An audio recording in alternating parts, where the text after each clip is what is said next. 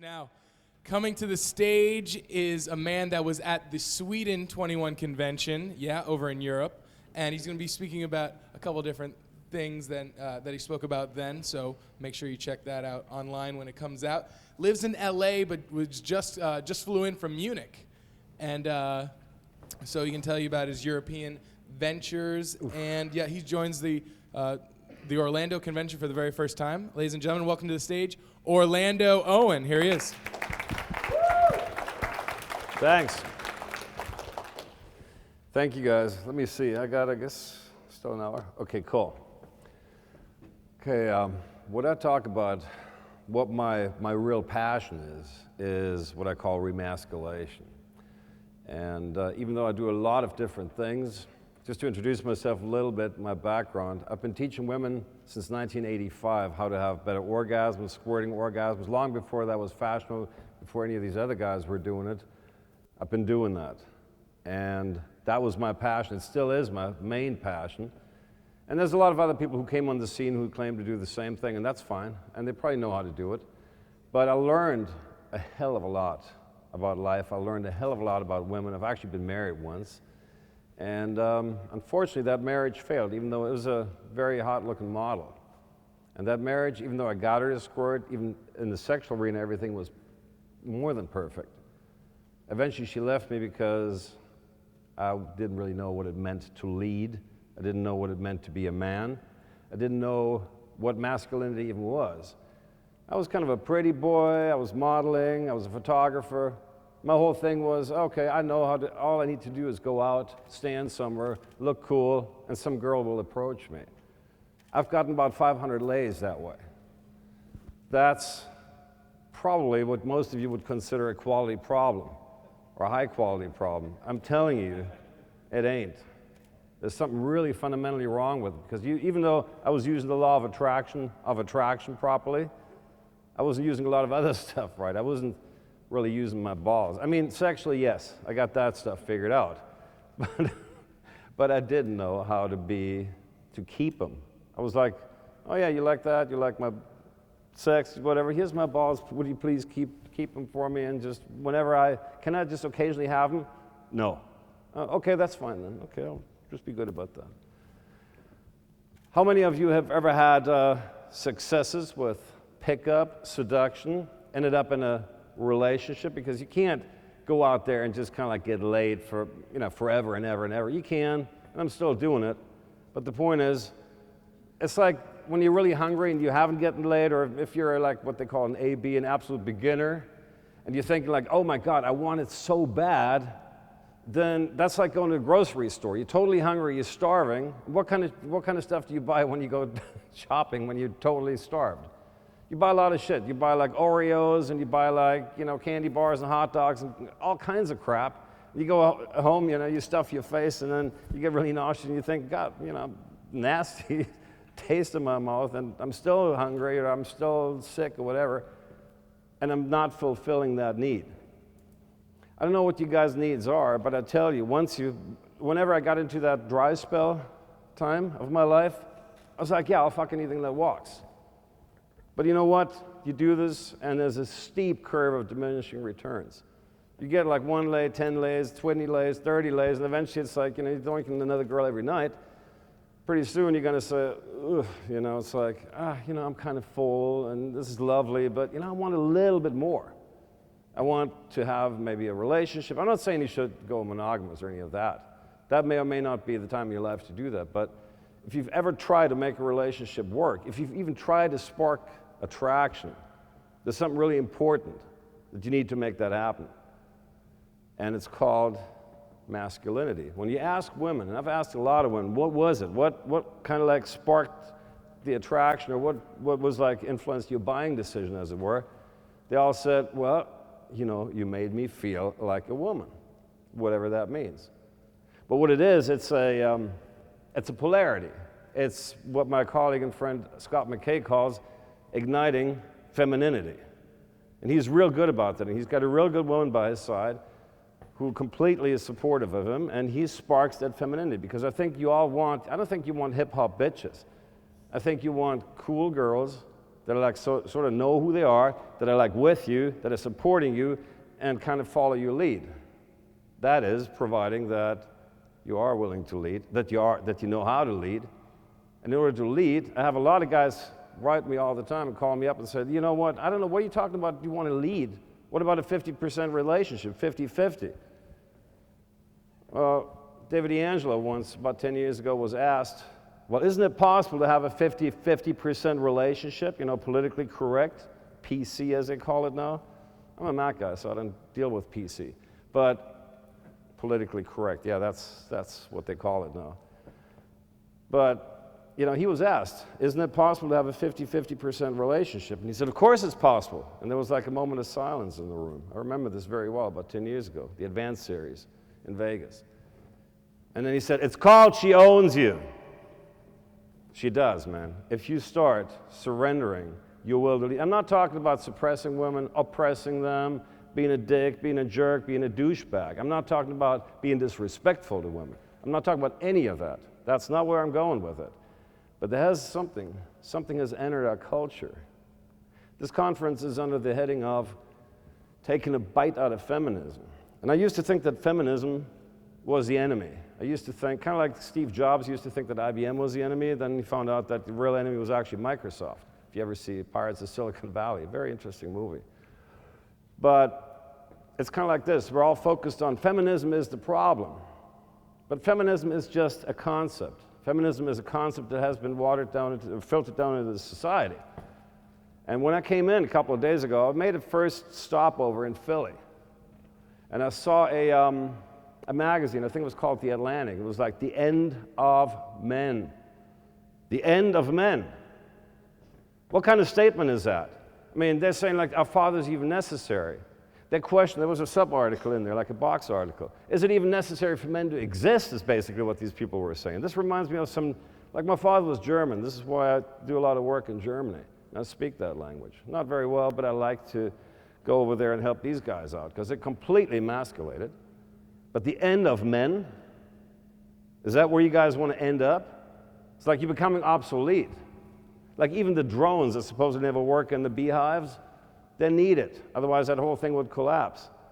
But this is how women have come to look at men. And it's not just because of the propaganda and the mind viruses out there. It's because in order for you to go down that route, you have to own it. You have to become complicit in that whole emasculation. Just like Zan is saying, women become complicit in their own seduction, men are becoming complicit in their own emasculation, in their own castration, if you will. And if you're walking around the street and you're not feeling like a man, what are you going to exude? I mean, you want to spark sexuality, you want to spark interest, you're learning all these wonderful techniques. I'm not a PUA at all. I'm not even close to that. I didn't even know what that word meant, way until Neil Strauss had written a book about some of my friends. And I called up Steve P., if you know who that is, Steve P. and Rasputin. Rasputin is actually Hypnotica. But I don't know where Neil ever came up with that name. But these guys were my mentors. I learned a lot from them. And they watched me and they taught me a lot of stuff about being a man, particularly Steve P. And, he saw me give my power away to this very famous ice skater. I was so starstruck. And I wanted her so bad that I gave all my power away. This is about 10 years ago. And he caught me and said, dude, I've never seen you do this kind of shit. What's up with that? You need to reclaim your balls, be a man about it, and kind of reclaim your male power. And not by being a dick, because I was being controlling. I wasn't in control. I was being domineering, but I wasn't dominant. And when you have this problem where you're walking around, I see, especially in Germany, these guys have lost the war. We bombed the shit out of them. And like 65 years ago, they kind of like surrendered. And since then, they're kind of walking around. I was laughing when Psych was over there. We're talking to the Frankfurt Lair, and you were saying like, oh, maybe the German girls are so bitchy because they got like bitch shields like you've never seen. And he said probably it's because you guys are such tough alpha males. It's kind of like a match, And I was like, is he being facetious, or is he trying to kind of like prop him up? And it turns out he probably misread a little bit, that these guys never smile and they maybe have a pretty good way of carrying themselves at first glance. But when you really look in their eyes, when you talk a lot of them, they don't know how to smile. They're not present with themselves. They're not present with anything. They're completely like, oh, Chicken Little, like the sky's falling. And I was asking at a conference about 3 years ago when I first got over there, I was like, is it politically correct to be German? And they're like, oh, well, under certain circumstances, I could consider maybe considering the question. I was like, shut up, stop. What a stupid thing to even respond to. It's kind of like, thank you for smoking. What I'd like to ask you guys is it politically correct to be a man? Wrong answer. It's like, thank you for smoking. If you're leaving the context. Who even responds to a stupid-ass question like that? Why is that even on the table, that it could possibly be a question or an issue, whether it's political? Who gives a shit whether it's politically correct to be a man? You are a man. You got balls. I hope so. You got a dick. I hope you got more than that. I hope you got guts. And if you do have that, then who is going to question that? If you're a true man, you'll never be questioned. And I'll tell you one thing. I lived in Vegas, and I met a couple of these show guys that are like dealing with lions and tigers. And they said, I said, what's the secret? And they said, well, you just got to know who's boss. If you ever, even ever have the slightest hint of a doubt in your mind about who's running the show with these, there's like 5 tigers and 5 lions and like jaguars, like the most ferocious friggin' kitty on the planet, right? Talk about pussy. And those cats, they can tear you to shreds before you even know what the hell hit you. And they said, like, what's the challenge? They said, well, it's kind of like when you're talking to women, this one guy told me, it's like they call them tests. Or, no, you call them shit tests. But how do you master a shit test? If you master every shit test, you're pretty good. But there's a hell of a lot of difference between good and great. And if you're truly great, you will never, ever be tested. Women know better. My attitude, I'm like the lion that's kind of like lion in the veldt. And like these lionesses do whatever they do, and when they come up and they're like trying to run bullshit on me, I'm like thinking to myself, I look at them like really lazy, kind of opening one eye, and I'm like, that's the most stupid thing I've ever heard, and I go back to sleep. And then, oh shit, it's like, I'll never go there again. That was a bad idea. And you do this once or twice, you'll never have to be tested again. But how willing are you to lead? It's like in Germany. I don't know if this is, I've taught a lot of stuff over there. So I've been over there about, 70% of the time. I'm really looking forward to going back to LA in a couple of months. But these guys are like so emasculated, like they're writing to me like, what do you mean like I'm supposed to lead? I abhor leading. I said, that's because you have no idea where you're going. And if you're not having the political will, as it were, to lead, and I'm not saying be a dick and tell the girl, oh, get me a beer. It's like, bitch, come on. That's not what I'm talking about. That's not at all. That's not being a man. That's being a total douchebag. Worse. But if you really are a man, then you never have to do these things. It's like my girlfriends, they will, and they know of each other. They don't particularly care for each other, most of them except for 2. But they know what this deal is because I'm totally straight with them right from the bat. And I tell them right off the bat, look, this is who I am, this is what I do. If this is, this is before this relationship goes any further, because before we're going to start kissing, just want to make a few things clear. So I'm totally there, and you know what? 80-90% of the women are totally okay with that. If you think you need to be lying to women, that's a real, just to get something, that's a big problem in the PUA community anyway. It's like the first 3 questions in Germany when I ask them, like, I'm a PUA. Oh yeah? Okay. Oh, you're a PUA? Okay, how many approaches? How many gigabytes? Of stolen stuff, I might add. Of pirated shit. They'll never use and never pay for because they don't think they're worth it. And that's a real problem over there. I don't know how bad it is over here because I haven't really spent a whole lot of time in the U.S. the last couple of years. But that's what they're saying. And the mentality is, oh, let me get something for nothing. Let me just extract, like sex, get her to go to bed with me. That's pickup. That's like neediness, like trying to get something for nothing, like gambling. If you ever listen to Savage talk about his triangle, there's a whole difference between pickup and seduction. Seduction is like the opposite. It comes from strength. It comes from giving something, from having power, from giving power. And it's based on the assumption that women are essentially willing to give whatever it is that you guys think you want voluntarily. Why cheat and trick to get it? These are all things about being a man. These are all things that if you really have that down, you get a lot of that outer game stuff handled by itself. I'm not going to teach you that stuff. There's much better guys like Psych back there who know exactly what they're doing, and they can, run you through that play by play and blow by blow. Oh yeah, he knows what he's doing. Believe me. I know women always, this would never work on me. Maybe it will, maybe it won't, depending. But if you really know who you are, if you're taking care of not just your inner game, that's kind of like becoming like a really twisted term too, because nobody really knows what the hell that is. People think, oh, it's like I'm doing a little bit of meridian tapping or whatever it is. Wonderful. Or sitting at home and kind of like trancing yourself out. Yes, I can have every girl. Yes, I'm the prize. And then your subconscious says, no, you're not. That's really lovely. That's not inner game. That's like trying to bullshit yourself. But if you are going out there and you're taking care of being a man and really not just like, I'm the alpha, aren't I? Because men, my friend Johnny Saporno always says, men seek the approval of other men. That was a real red pill for me because I never thought about it that way. I thought, yeah, who are you trying to impress? Lay reports. Who are you friggin' trying to impress with a friggin' lay report? Bragging rights, kiss and tell? What, to prop your ego up? Oh, I got her, and here's the gory details or the juicy details or whatever. That's not being a man. That's being a dumb fuck. And if you really, no, seriously, I mean, come on, what the fuck is a lay report, for Christ's sake? A gentleman.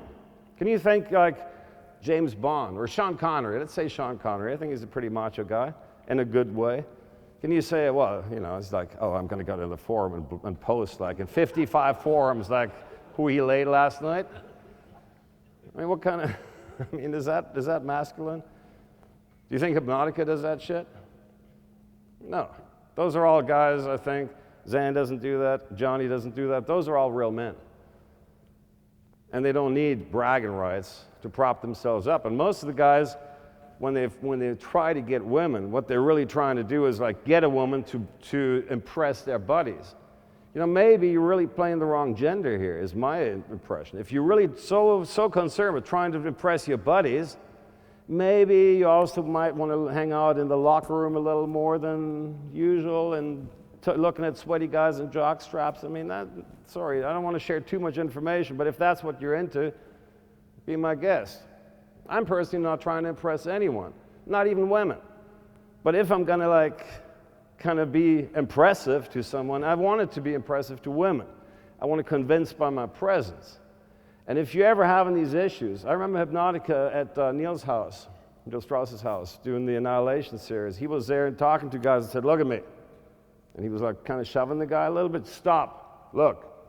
And he said, and the guy was like, like Steve P would say, he was shaking like a dog shitting peach seeds. And the point is, I have this all the time. I have workshops. I do probably about 300 people in workshops in Europe a year at this point, paying about $1,200 a pop. So there's a real demand there. And these guys come in there and they're like, checked out, and they're all, the eyes are darting all over the place. They're somewhere off in their own world. And this is exactly what women tell me. The guys are like nowhere to be found. Where's the real men? That's a real problem. If women tell you, oh, there's no more real men. Well, but I'm such an alpha, kind of like, yo, bitch. No, that's being a little boy that's trying to pretend being a man.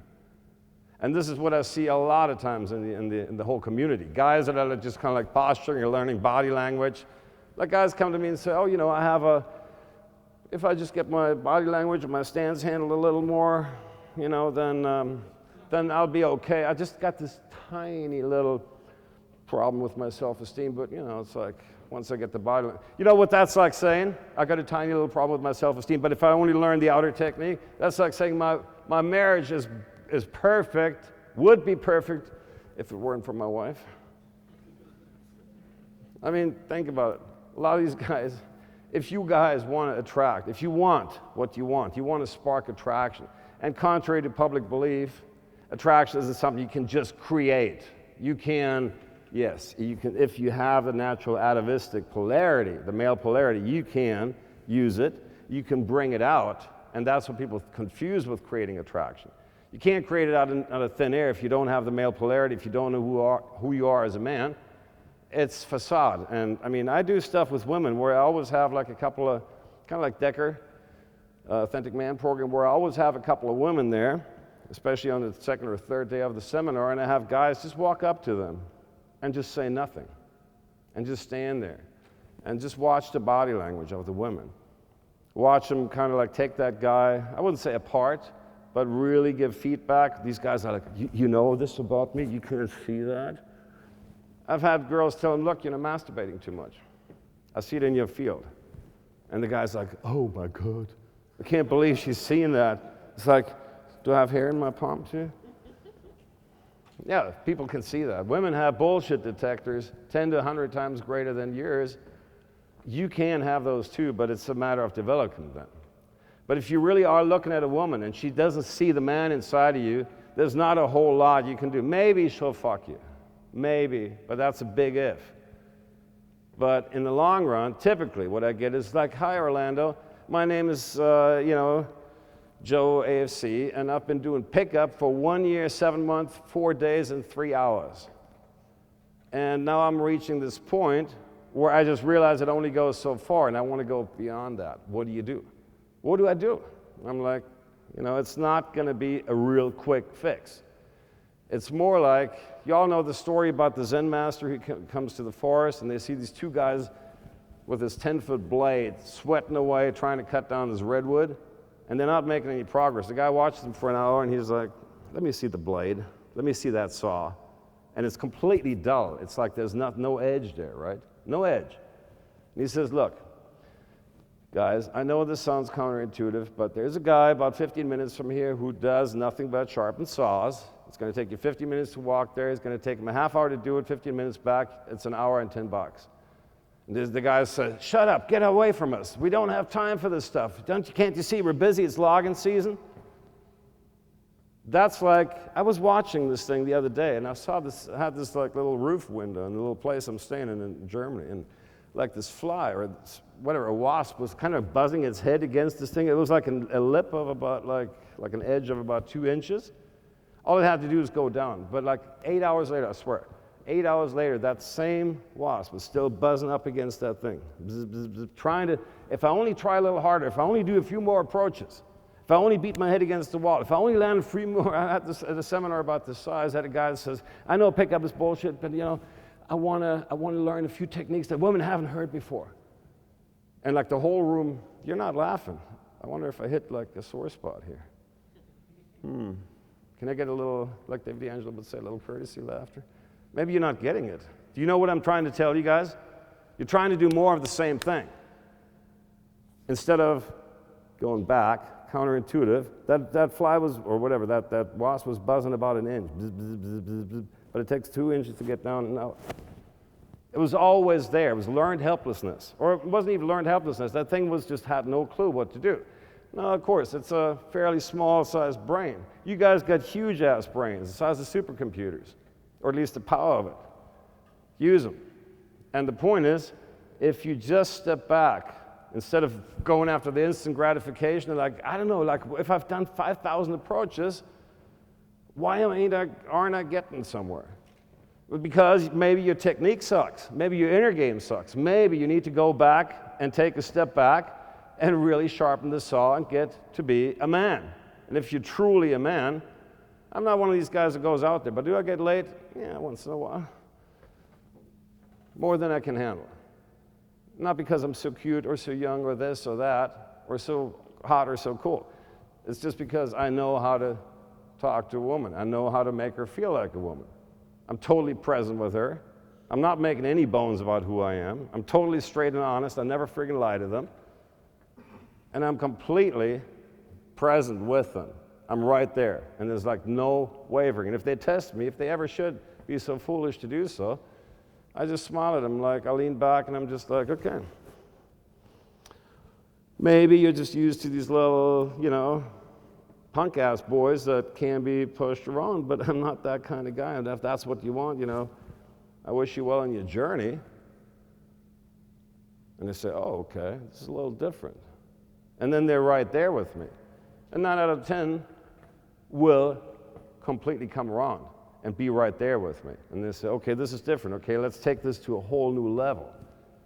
And typically what these other guys are telling me that are like going into the pickup, and then they say, well, you know, I've met all these girls, but invariably I fell in love with one, and now I got one it is, and I'm completely like heartbroken, I don't know what to do, and it fell apart. And I said, how did it fall apart? Let me guess. You weren't willing to lead. You didn't know who you were in the relationship. What did she tell you when she left? She said, you know, grow up. Or who's ever heard that? Grow up? I've heard it. Not in a while. Oh, right. Okay. And for the rest of your lives, you've never heard that. Okay. I doubt that very much. But I know a lot of guys who've heard it. And there's other stuff, like, oh, I'm just not feeling that much attraction for you. Well, what does that mean? Women don't necessarily go for the cutest guy or the hottest guy. They go for a guy that makes them feel like a woman. And I don't care if women today are so emancipated or so empowered that they're up in the upper echelons of you know, the corporate society. But when I talk to them, and I know a lot of those girls, they're like making, you know, whatever, $1 million a year and up, or at least 150, 200 grand a year. And they're up there and they're making corporate decisions. They're telling hundreds of men what to do. And yet, as much as they love their job, as much as they're having success and all that, they're completely lonely. 9 out of 10 of these girls are totally frustrated. And they sometimes talk to me and they say, what can I do? It's like, I'm feeling attracted to the construction guy, I'm feeling attracted to the truck driver, but I can't find another guy, even if he's making twice the money I'm making, out there in a suit that I can actually respect and look up to. They can't get the attraction. They need a man who's man enough to actually fess up, to step up to the plate and be a man. And nature abhors a vacuum. And if you're not filling that vacuum, well, then you get the situation we have, what they call now gender mainstreaming. You know what that is? It's meaning somebody is there with like a couple of scissors, looking, having a real hard look at your balls, collectively. Even Obama, I voted for the guy and I'll probably vote for him again. But the point is, even he has this Michelle and 3 powerful women. These girls are, what now, 8? Whatever. And her. And he's basically implying or it's allowing that she runs the show. Well, how can you run a goddamn country if you can't even run your own family? And again, I love the guy, don't get me wrong. After 8 years of the other stuff, I'll vote for anyone, especially him, because I like the guy. He's cool. But is he like the role model of like masculine, authentic power? You know, and people say, well, do you understand? Let me just see. Who would rather have a 50% relationship? Who would be okay with that? I know nobody now will dare to raise their hands. But who really has the will to lead? Yeah, it's taking some of you a little long. Because the reason I'm telling you this is not of some kind of epic principle or like some idealistic, starry-eyed bullshit. It's because if you want to get laid, if you want to keep a girl, if you want to have fun, even with women you just met for that day or that night, if you even want to meet them in the first place, you got to work on sharpening the saw. You got to work on being that guy. Even if you're doing things like a venue change, even if you're starting to escalate, all these outer game things, how can you do those if you constantly like, am I doing the right thing, or am I like, kind of like off base here? Who cares? I'm not saying just be a brash asshole and like, oh yeah, fuck the bitch. That's not what I'm talking about. What I'm talking about is being the leader, being like very much in line with that. And I wouldn't tell you this, I was actually going to talk about something entirely different today. I was actually going to talk about self-esteem because I'm doing these 2-day workshops with guys, completely building up their self-esteem, getting into a lot of real deep inner game stuff, and they come out of it, and after like 30 to 60 days, their self-esteem will boost by 200 to 300%. It's real powerful stuff. And that's my real work mostly. But I'm just realizing when I'm just coming back to America, I was always telling these guys in Germany, you guys are a bunch of wusses. We Americans aren't wusses. We're like men. And I'm coming back here, and everyone I talk to, and they're like, no, it's not as such, dude. How long you been out of the country? I'm like, about 2 or 3 years with a few interruptions. And I said, no, man, ain't no such thing. You're deluding yourself. It's the same problem here. Serious problem here. And if you're looking at yourself in the mirror, can you truly say, look, I'm a man, I'm proud to be a man, not because I got big macho muscles. That's fine. Those are nice trimmings of masculinity. But the point is, do you really like being a man? I mean, this sounds like a real trite, kind of like obvious thing, but do you really enjoy being a man? Do you truly feel, comfortable in your own skin? This is what women told me. Even the ones that told me that they didn't really like me being with them or whatever, many, many years ago, they said, look, you don't feel like, it doesn't seem like you feel comfortable in your skin. You need to work on that. Yes, they doinked me. Yes, I got a lot of them. But I still felt like a douche, and I probably was. Because I really wasn't a masculine man. And that's what they look for when they look in your eyes. They're looking for like this strange strength, what I call core strength. Unfortunately, this presentation thing didn't quite work out the way, because I bought an iPad yesterday thinking that all I had to do was, like my buddy Daniel, bad boy, plugging it in, and here it is. And I don't know, there's some other tricks to this which I haven't figured out because I'm not a computer guy. But I've broken it down into a process that I call remasculation. This is a little different from what Scott McKay does, where he's talking about igniting femininity, although we're basically saying the exact same things in totally different words. And it's only part of what I do. There's other processes to this whole thing called the Magic Male process. There's things like ultra deep game, which is dealing with all your deep emotional issues, how to get rid of those, how to really get emotionally free and clean so you can actually be totally present and comfortable with your own self. But there's other stuff like using magnetic attraction, which is using the law of attraction to literally attract women into your life, having them approach you, showing up in your life. Even if you don't leave the house. I've had them literally contact me on social media after doing some very deep inner game stuff. So there's many things. Sexual mastery. I do all these things. But my real passion, my real favorite part that I know is the quickest way for you to really get lasting success with women, even if you're just talking about getting laid, and that's fine. I have no trouble with that. God knows I've done that for many, many years of my life, and I'm still doing it. And I still like just getting laid in massive quantities. I enjoy that. But I also have to have some kind of intensity, some presence with that girl. Oh my God, I said the wrong thing. No, you don't like me anymore? Oh, no. Ah, God. Okay, thanks guys for coming, that's it. No, shut up. No, I can live with that, and it's fine. I do like that, and my girlfriends are totally okay with it, but that's not the point. The point is, remasculation is a real intense process that I really want you guys to kind of look at. What makes a man a man? Do you guys know what makes a man a man? Do you have any idea? Like when you're standing in front of a woman and you're saying like, look, when you want her to say, he made me feel like a woman, which means you were being the man, or you are the man. And I've broken it down to about 10 different main points. And you probably can't read that from where you are, but I'm going to break them down for you real quick. Those are what I consider the 10 main ingredients. And you can switch this around. You can say this is more important than that. There's many ways to look at this. There's many ways to skin a cat.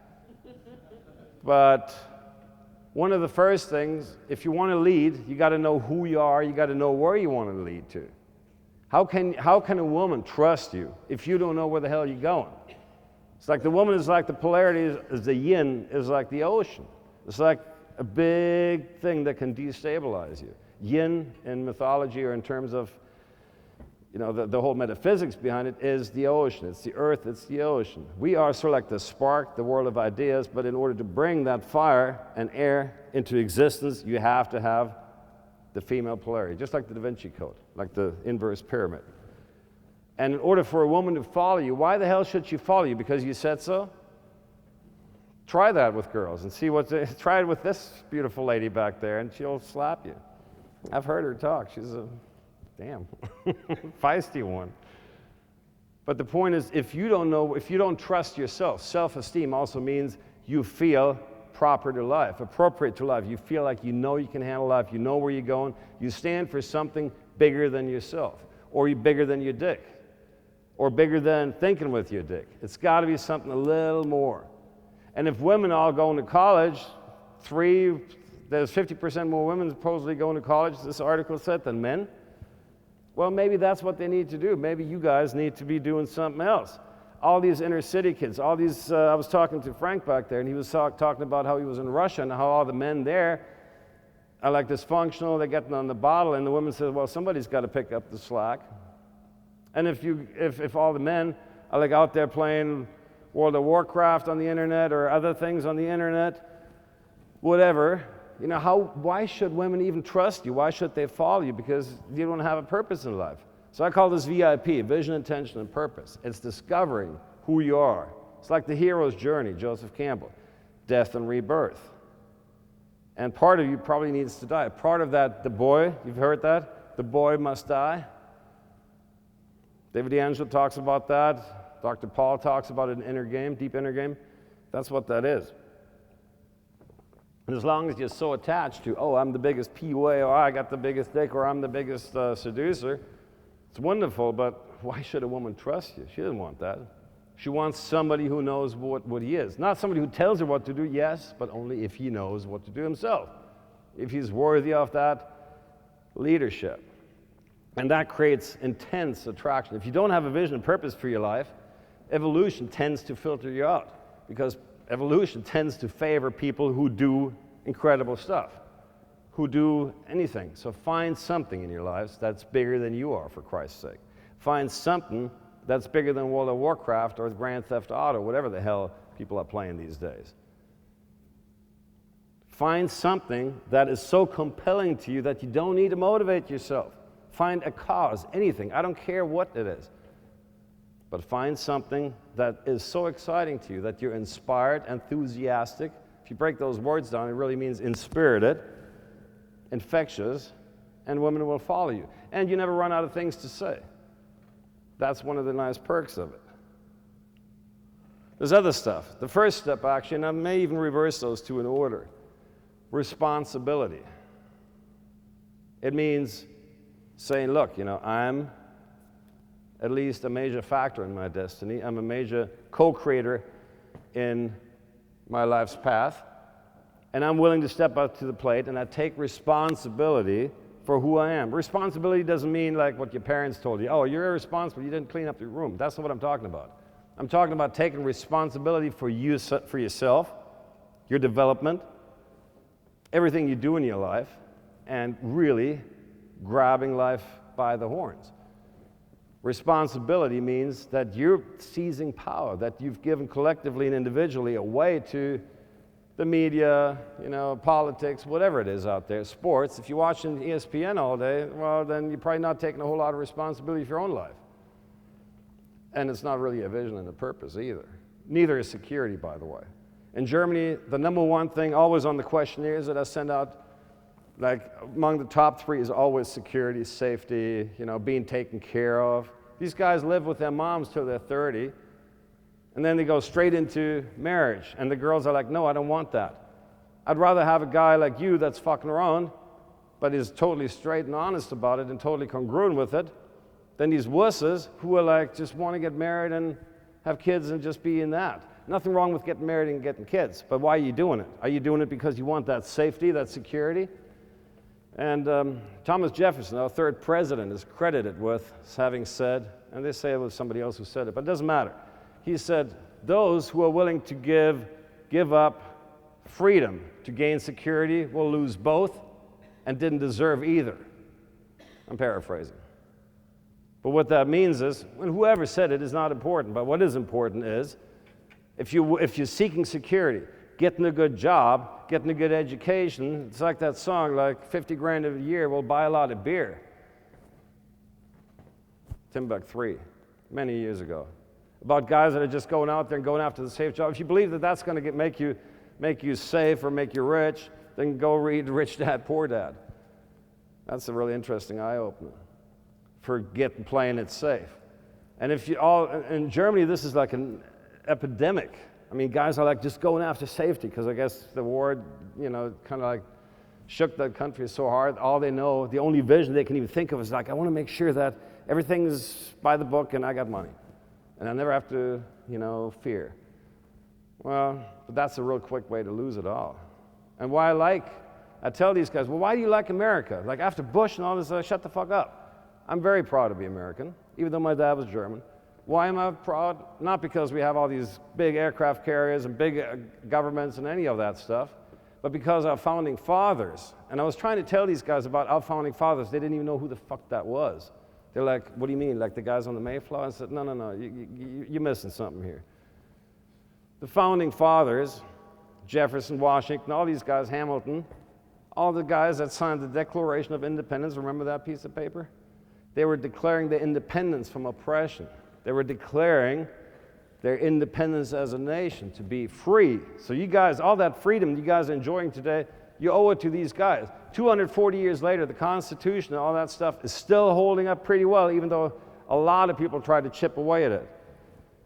A lot of American Taliban and American Nazis and other Nazis were trying to chip away at it. I'm not calling them names, but I'm just telling you what I think of them. And they can't understand what that is. At least you guys, most of you guys are American. I hope you understand what the heritage means. And I'm not trying to be patriotic or any of that flag-waving shit. That's not what it's about. But it's about these guys stood for something greater than themselves. Do you think that the 4th of July, you think when they were done with that, that was just, okay, gentlemen, okay, the next point on the agenda is whatever? No. These guys were getting the hell out of there because they realized if the British were catching them, then they would treat them like we would treat whatever, Osama. They were terrorists to them. Okay, cool, thank you. So these guys could have died. They would have been shot or hung on sight for many years. So they stood for something. And you still owe your freedom to these guys 240 years later. Wherever you stand politically is irrelevant. That's not what I'm talking about. I'm just saying get something that is compelling to you. I don't care if you go out there and do Habitat for Humanity, some social cause. I don't know if you go down there and join the Peace Corps, whatever it is. I don't care. Something, anything. If you form your own company, if you find something that you're truly passionate about and it isn't what your dad or your mom or whoever told you that you need to do to get a safe job. That's not very attractive to most women. I've seen guys that went from stockbroker to bike messenger, and that was their passion. Women respected it, even though they were making 1/10 the money. But that's standing for something, taking responsibility. Ethics and character, I think, is not too popular these days either, but it means character is destiny. If you really know where you go, and if you really have clear boundaries, how can you lead a woman? How can you even be in a relationship if you don't have clear boundaries? You end up with borderline girls. You end up with codependency. And if you don't know, it's like that old song, like know when to hold and know when to fold, know when to walk away and know when to run. I hate country music, even though I like to dress like a cowboy, but I totally detest country music, but that song, I like that line. Know when to fucking run, dude. And you cannot do that if you're caught in the monkey trap and you're not independent of the girl. These things all go together, by the way, including self-esteem. Anything that you work on will spark all of it to a greater level. This may seem like the long road. Well, I want to just know the damn pickup lines. I just want to know how to open and close and do this and do that. Wonderful. And as I said, there's plenty of guys who know how to teach that, and they're great at it, and you need that. You need outer game. No doubt about it. But sometimes you need to step back and not be the wasp that's so caught up. Being outcome, was it you that, oh, psych left, but was it, I forget who said it, like being outcome independent doesn't mean outcome indifference. You know, being not so caught up in the instant gratification of just going out there, I just want to get laid so bad. Well, the law of attraction says that doesn't work, because you'd be better off saying, I want to get laid so good, because then you're feeling it. Because otherwise you're coming from lack. It's not going to work, and women feel that. And one of the other things is, if we're talking about these things, decisions and clarity, decision making. A knight carried a sword. That means you cut this from that. You make a choice, a decision. It's like literally, you're taking the sword, you're not rattling it, you know where you go, and you're making a commitment.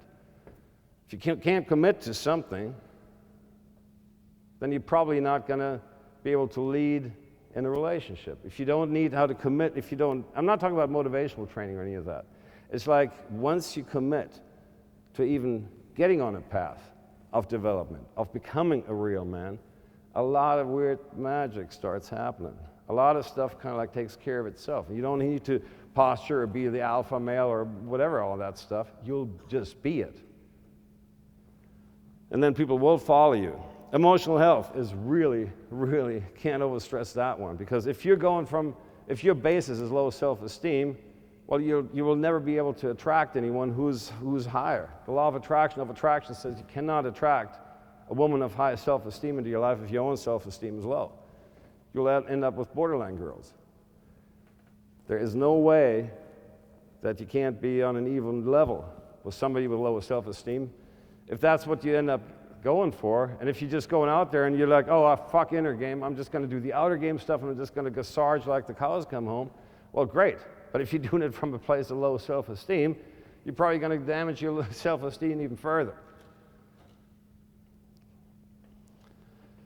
And core strength, male essence, and independence. Those all go very well together. I mean, if you really are, what does it mean to be independent as a man?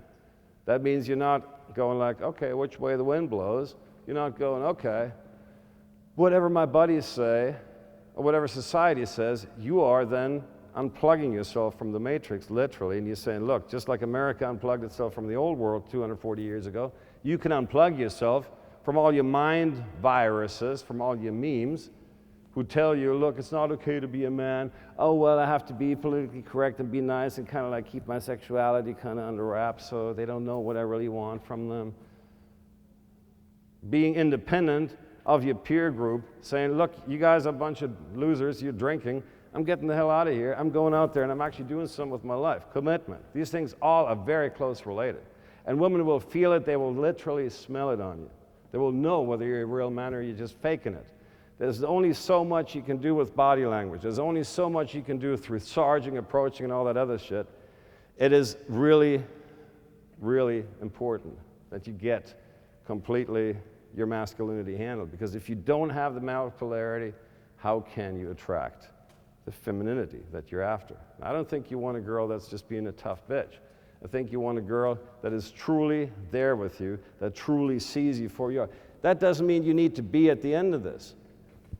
That doesn't mean you have to have an incredible job or incredible vision for your life and all that. If you're just making the first step and saying, look, this is what I want, I am going after it. I don't know where this journey takes me, but I am committing to a path of self-development, of being a man, finding out what it is to be a man, go on the hero's journey, die and be reborn, let the boy die, and then become a real man. It may seem like the very longest possible journey, but I'm telling you, it's the quickest and fastest way to getting what you guys want.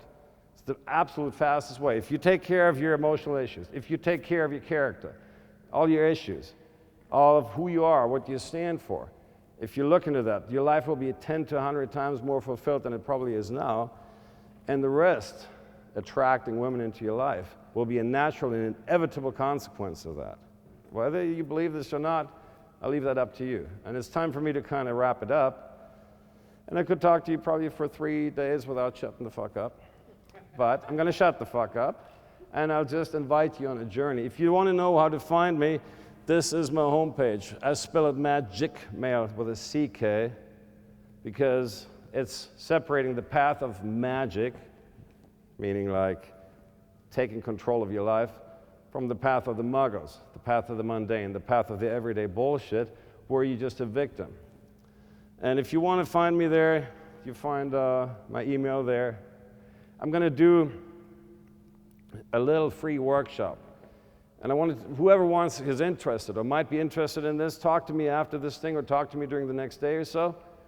catch me, and we'll talk about doing a little free 4-hour workshop where I'll give you a taste of what this stuff is. Time's way too short to even give you a taste of it, but I guarantee you it'll change your life. And if you really want to get a little more serious about it, I'll do a small workshop, not very expensive, for a day or two, where I'm going to really get deep with you guys. I do a lot of trance stuff. I've learned from people like Steve P. and Hypnotica, and I've learned a lot of other stuff like that. And if you really want to change your lives, talk to me and we'll figure out something. You know where to find me, magicmail.com, and that's the end of the commercial.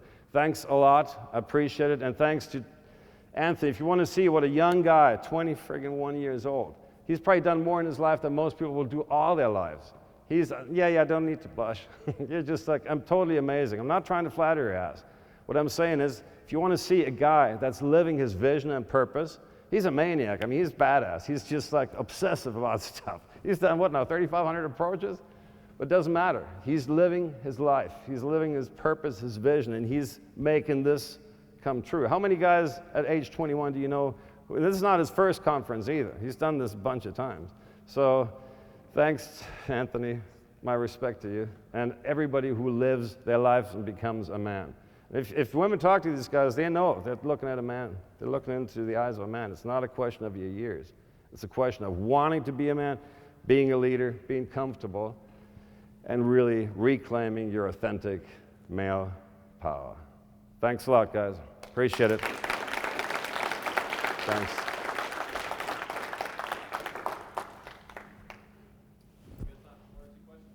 Oh, okay, sure, yeah.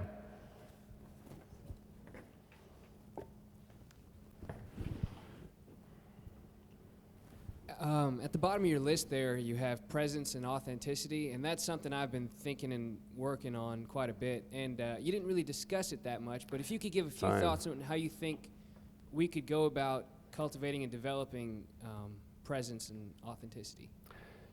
Yes, and what I mean by presence is a bunch of things. If you want to exude presence, you also have to become present with yourself. You have to know yourself very well. And one of the things I do in the workshops is I put guys very, very much on one-to-one with their own image, but also with somebody else.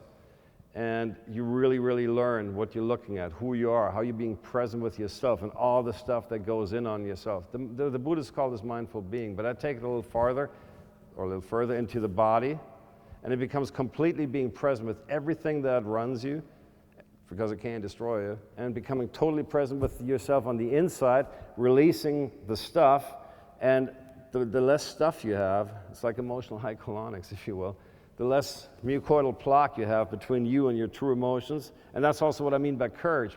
First and foremost, what I mean by courage is very much what Gary Zukav talks about, who's talking about authentic power. And it's like, he said, this was a U.S. Special Forces guy, getting shot at in El Salvador, and he was so present with becoming present with his emotions. He said it was the most courageous thing he ever did. He said getting shot at in South America and El Salvador was peanuts, was bullshit compared to having to face his own emotional issues, having become present with his own pains. And this is one of the things that, unfortunately, there's no way around it. You don't need to wallow in this stuff, but we have techniques where you can go into your pains for maybe 5 to 10 minutes and get rid of them like the layers of an onion forever. That's a big piece of being present and being courageous and being authentic with your own pains. Because if you're trying to hide them, women will tell you, it's too bad. I really wanted to pull up a woman with beautiful Erica back there. That would have been great, but she came a little late in here. So I would have liked to have her on stage and kind of like have her give you guys some feedback. But you can still probably play that with her. Walk up to her and just have her give you honest feedback about where you are and what you're hiding from yourselves. Hello. So I feel for me, I always struggle with the dilemma of pursuing my purpose, but I also feel held back by like obligations. And I'm not sure if sometimes the obligations is legitimate and whether or not I'm running from that responsibility or if I'm just, making up these obligations so I'm too scared to pursue my purpose. We have, just like in the regular male empowerment workshops, I say, who gave you the right to give your power away like that as a man? We have one workshop called the RAMP, which is about finding a vision and purpose and then living it regardless of what everybody says, which is usually about 6 or 7 people, and including your inner critic. It's to really distinguish between your real emotional guidance system, what Martha Beck calls your North Star, and like all the false stuff that your inner critic will tell you, all the bullshit that we take on. And it's like, who gave you the right to betray your dreams? Because you will never be successful. Even hardcore capitalists like Andrew Carnegie, who was the model for Scrooge McDuck, believe it or not, the steel guy, he even said people are rarely, if ever, successful at something that they don't fully enjoy and are having fun with. And this is the thing, you have to develop sort of like your emotional guidance system and really know your emotional GPS that'll tell you, like, is this really me? And yes, sometimes the process is very much like metamorphosis. Part of you, the caterpillar, kind of needs to die, like in Alice in Wonderland, and it completely dissolves. Part of you needs to be willing to completely let go and really face the fear, let it completely dissolve you, die, then the boy will die. And then what comes up after that, if you cut open a cocoon and you look into like a caterpillar's cocoon, there's nothing there except goo. I mean, it's so much surrendering into like the DNA will know where to pull me, the creative plan. If you learn how to follow that, you'll eventually kind of come out of that cocoon and be a butterfly. And a butterfly is not a caterpillar with wings. It's a totally different animal. It has nothing to do with the original thing. This is kind of like where I'm trying to help you guys go. And this is why I'm saying it's a lot bigger than just pickup lines. If you really, really feel that, if you learn how to become present, it all connects, and this is just a small piece of the puzzle. If you really feel like, this is me, I'm having fun, this is energy, you will never have to motivate yourself again. You never have to like NLP bullshit yourself again. Nothing against NLP, but if you're using it to try to prop yourself up against where you really want to go, what you really want to do with your life, you're beating on a dead horse.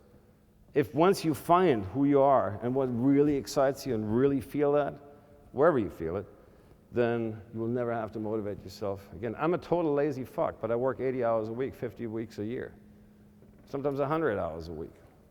I can't motivate myself to do shit, but yet I get up, I know I'm doing it because I'm totally stoked about it. I love doing what I do. I love giving women orgasms, squirting orgasms. That's part of what I do. But I also like to share this with you guys so that you guys can do the same thing. And yeah, it took me, you know what? 5, 6, 7 years ago, I was fairly wealthy. I didn't think I'd ever have to work again in my life. I was living in Vegas. Then I lost everything in the blink of an eye. And I had to all of a sudden dig ditches at 115 degrees in Sedona, Arizona, in the desert, and became sort of like a cowboy. I was working 3 jobs, never had enough money, and I was writing from like 10 p.m. to 3 a.m. I was writing ebooks about how to do sexual stuff, pleasure sizes and stuff like that. I slept 3 hours a night for like 2 years, and I still don't sleep a whole lot. You can probably look at my eyes and see it, but I can do that because I'm so much into what I want to do. Do not give up your dreams. And not just the regular pep talk. Really develop the courage, get rid of your fears. I can show you how to do that. That's what I do. I help guys, even corporate managers, even top managers, kind of like make the switch. Like if you read The 4-Hour Workweek by Timothy Ferriss, that's what I'm talking about. And he's talking about all these fears, but he doesn't tell you how to get rid of them. I know how to get rid of them for you, with you. Does it answer your question? A little bit? Not really? Yeah, okay. Okay. Okay. Talk to you afterwards, that's fine. All right. Talk to me later. I'll help you out. All right, I guess that's we're it. out of Orlando time. Owen, give it up. Okay, thank you. Thanks, man. Appreciate it.